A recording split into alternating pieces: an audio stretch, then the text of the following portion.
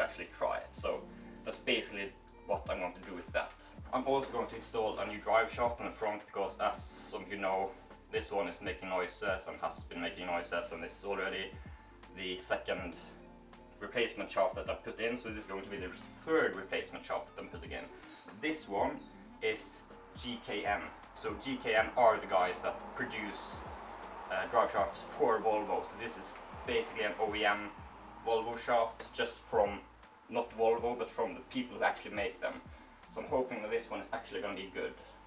So that's going to go on there, and while I'm in there, I'm also going to replace the front wheel bearing, because on my previous C30 those went bad like 10,000 kilometers ago, referenced to the mileage on this car. So when that one was at like 170, those got bad, and this one is at 180. So I'm just waiting for these ones to go bad, and I don't want them to go bad on my trip down like 4,000 kilometers down in Europe and Germany. So I'm going to replace those now so that I don't have that problem then. I'm going to divide all of this into two videos because it's going to be a bit much. So today is going to be the drive shaft and the wheel bearings, because that's an entire mission in itself, and this is also going to be an entire mission with brakes. As I said, GKN drive shaft, the wheel bearing that I'm putting on is going to be just some like good name brand aftermarket part, NK and NTY, something like that. I got it in the freezer right now in hopes of getting it on easier. Of course, it's like a press fitment, so having it in the freezer, having it cold is going to help with getting it in, because it's theoretically going to be like some nanometers smaller to get in the place where it's going to go.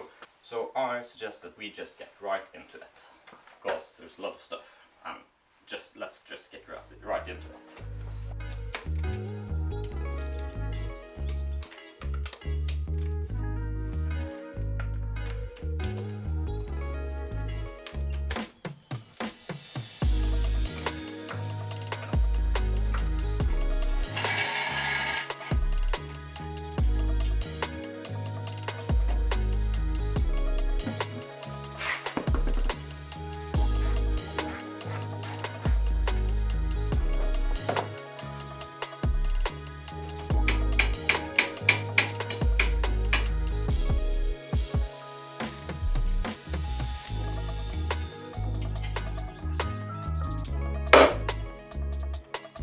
That's the ball joint cut.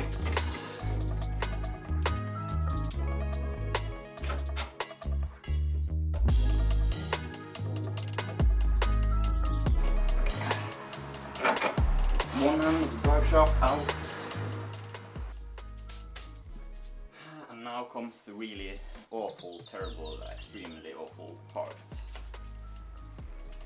So what I'm going to do now is use something to pry the drive shaft from, like, pry between the drive shaft cup and the gearbox to get it out, because there's like a lock ring that locks it in place and makes it almost impossible to get off. So basically just gonna do our best and try to push it out. So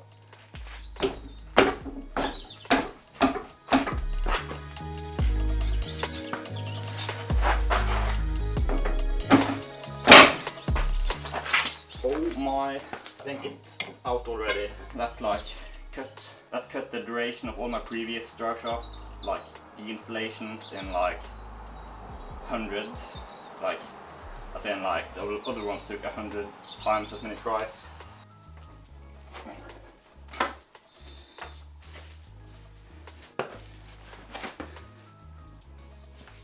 That's not great. That's really not. That's really bad. Oh no. The C-clip is no longer on there. So where is it? I can't see that C-clip anywhere. If that's ended up inside the transmission, that's yeah, that's not great. Oh, I see a C-clip.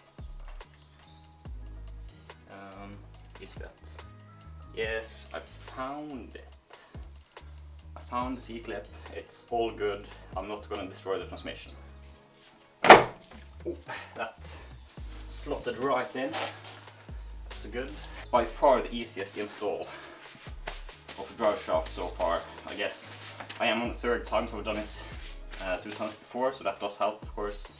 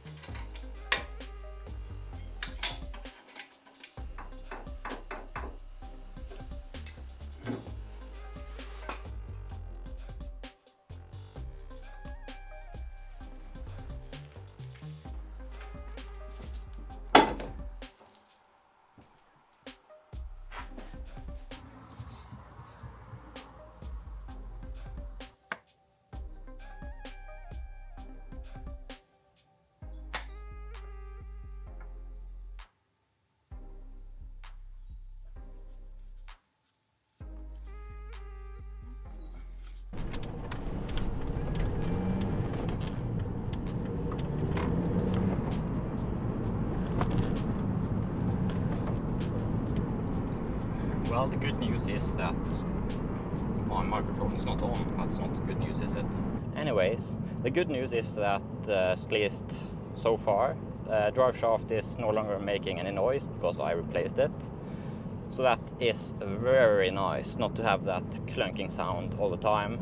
And yeah, I've yet to use the brakes, so I mean, they brake, so that's good. Wheel bearings not making any terrible noises. I didn't do that wrong, obviously. And yeah, car feels good.